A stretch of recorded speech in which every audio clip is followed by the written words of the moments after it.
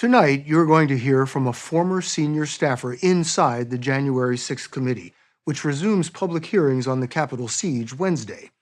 Members of the committee aren't happy that Denver Riggleman, an experienced military intelligence officer and former Republican congressman, is talking to 60 Minutes about the work he did for them. Nor are they thrilled he's written a book about his time on the committee called The Breach. Riggleman has a history of swimming against the tide. Once a member of the ultra-conservative House Freedom Caucus, he was endorsed twice by then-President Trump. But after hearing what Denver Riggleman has to say tonight, it's unlikely the former president will be buying his book. The story will continue in a moment. Did it hit you at one point that this is way bigger than it appeared in the beginning? Absolutely. You get a real aha moment when you see that the White House switchboard had connected to a rioter's phone while it's happening. That's a pretty big aha moment. You get an aha. Wait a minute. Someone in the White House was calling one of the rioters while the riot was going on? On January 6th, absolutely. And you know who both ends of that call? I only know one end of that call. I don't know the White House end, which I believe is more important. But the thing is, the American people need to know that there are link connections that need to be explored more. As senior technical advisor for the January 6th committee, Denver Riggleman, a former House Republican and ex-military intelligence officer, ran a data-driven operation pursuing phone records and other digital clues tied to the attack on the Capitol. From my perspective, being in counterterrorism, if the White House, even if it's a short call and it's a connected call, who is actually making that phone call? Is there a simple, innocent explanation for that? Was it an accidental call from the White House that just happened to call numbers that somebody misdialed a rioter that day on January 6th? Probably not. Denver Riggleman told us he uncovered a lot of disquieting information for the committee. Do you swear or affirm under penalty of perjury? Republican Vice Chair Liz Cheney recommended the former conservative congressman for the staff, partly for his political experience, but mostly for his technical expertise. I think Liz and some of the other people recognized he does know how Congress works. He knows how the political system works. He was in the Freedom Caucus, but he also has a background in data intelligence. For 2 decades, he served as an Air Force intelligence officer, a contractor for the secretive National Security Agency, and ran his own data analysis firm. Mr. Chairman. When the January 6th committee came calling, he assembled a small squad of data miners and analysts, like he'd had in the military, to comb through 20 million lines of data, emails, social media posts, phone records, texts, anything to learn who did what leading up to and on January 6th. We're able to do things, I think, in a way that had never been done before with millions of lines of data, and to actually create a graph that shows how these groups actually intermingled. Now, you were able to identify, I believe, 6 centers of gravity? Yeah, there's 6 pretty big centers of gravity, or 6 groups that we looked at, and really it came down to Trump team, Trump family, rally-goers, unaffiliated DOJ charged defendants, Proud Boys and Oath Keepers, and others, which are state legislators, alternate electors, things like that. So when you have those 6 groups of people, you can actually start looking at the connections between them. Once he started connecting the dots, this complex graph emerged, which he presented to the committee. Each thick line represents tens of thousands of calls and contacts among and between the groups. Zoom in to see the details. These are calls and texts from just one person of interest. Multiply that hundreds of times, and you end up with this graph Riggleman calls the monster. We don't have text content. What we do have is how long they talked, when they talked. That is very important, and really does suggest that there was much more coordination than the American public can even imagine when it came to January 6th. For example, the data revealed 5 calls in the weeks before January 6th between the White House and this woman. We are the storm! A Stop the Steal activist named Bianca Gracia. The committee obtained this video from the evening of January 5th. Gracia was part of a clandestine meeting with the heads of the Proud Boys and Oath Keepers, the paramilitary groups that would breach the Capitol the next day. And, when you have the White House switchboard and certain other cell phone numbers connected to Bianca Gracia. That is a link that needs to be investigated. The thread that needs to be pulled is identifying all the White House numbers and why we have certain specific people, why they were talking to the White House. Specific White House phone records are kept secret to protect every administration. But in his book, The Breach, Riggleman wrote he begged the committee to push harder to identify numbers that showed up on the monster. I was one of those individuals, sadly, at the beginning, where I was very, very aggressive about these link connections, getting those White House phone numbers. Did you express those concerns to the committee at the time? Yes. What was the response? The response was, go forth and just do the best you can with the resources that we have. Riggleman requested $3.2 million, but only received a fraction of that. His team burrowed into the data. The mother lode dropped into their laps, not just phone records, but more than 2,000 actual texts to and from Mark Meadows, former President Trump's chief of staff. There were numbers, but no names. So, Riggleman told us, his team made a giant spreadsheet, painstakingly identifying the people behind each number. And when they did, they were privy to the real-time thoughts of Trump family members, former cabinet secretaries, members of Congress, conspiracy mongers, even a Supreme Court justice's wife.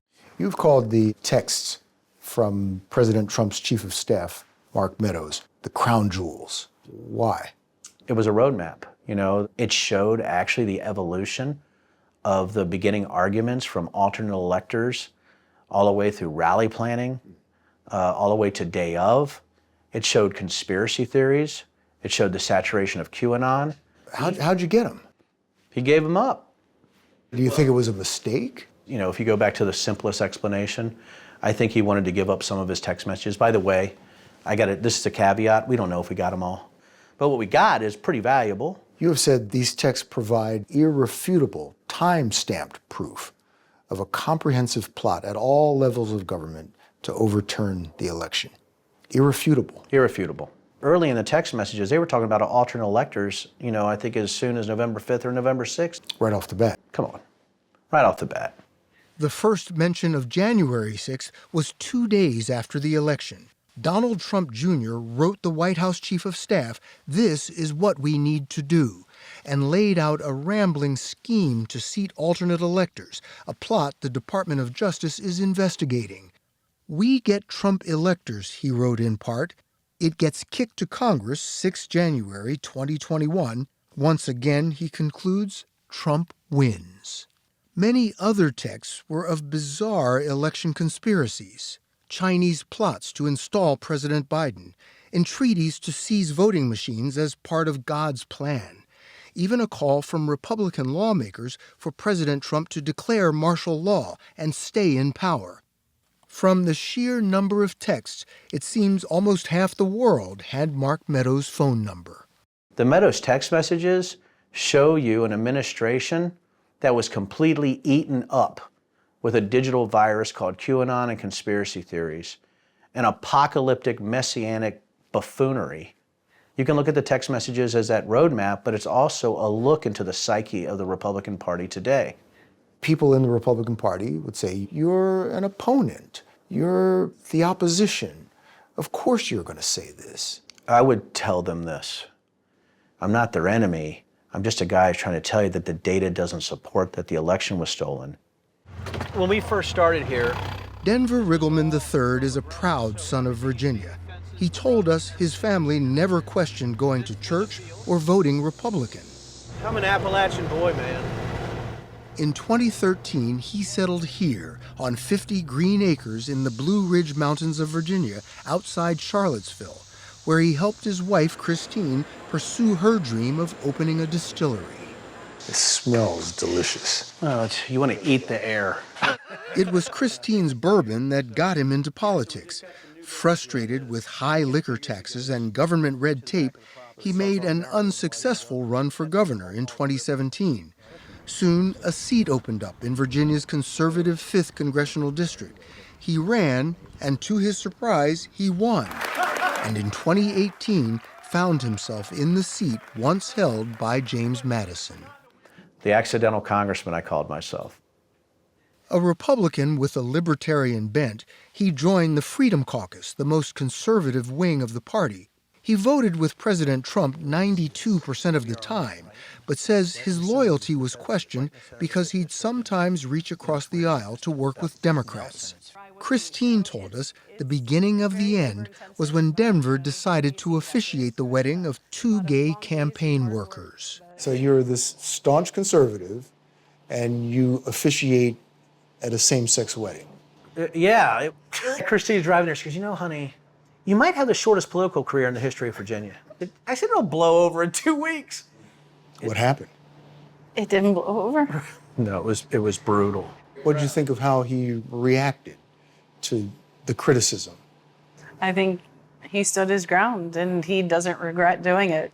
He told us he also doesn't regret calling white supremacists cultural parasites after they marched on Charlottesville, QAnon and the conspiracy theories it promotes are a danger. or denouncing QAnon from the floor of Congress. They were spreading this rumor that because of the gay wedding that I was trying to change the sexual orientation of children. That really is a QAnon-based conspiracy theory. But his independence riled the Republican base. He lost his seat in 2020 to a Republican further to his right. Do you consider yourself a Republican today? No. I left the Republican Party. I'm independent. And I don't even want to call it independent. I'm unaffiliated. I'm just me. And this now unaffiliated ex-congressman had a skill set that caught the attention of the January 6th committee. He joined the staff in August of last year.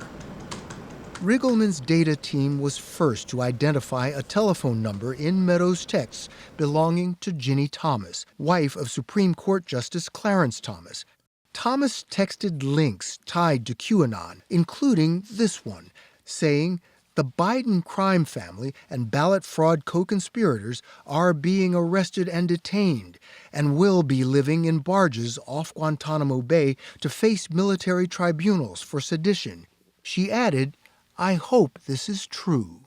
What did you think of those Ginny Thomas texts? Actually, as far as academically, it was hellaciously insightful. Insightful in what way? Insightful about how the conspiracy theories and sort of this digital virus had really metastasized in the GOP. You make it sound like an infection. It is an infection. But Ginny Thomas specifically, to see somebody like that who has that type of access to the president and married to a Supreme Court justice, pushing that type of nonsense to the chief of staff to the president, that should be an eye-opener for everybody. Riggleman left the committee last April. He told us one reason: they wouldn't subpoena Ginny Thomas. The committee provided 60 Minutes a statement that reads in part, Mr. Riggleman had limited knowledge of the committee's investigation. He departed prior to our most important investigative work. The committee has run down all the leads that arose from his work. Last week, Ginny Thomas agreed to be interviewed.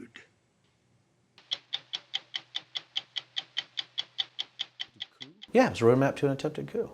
What Denver Riggleman said he learned from texts provided by Mark Meadows at 60minutesovertime.com. Sponsored by Pfizer.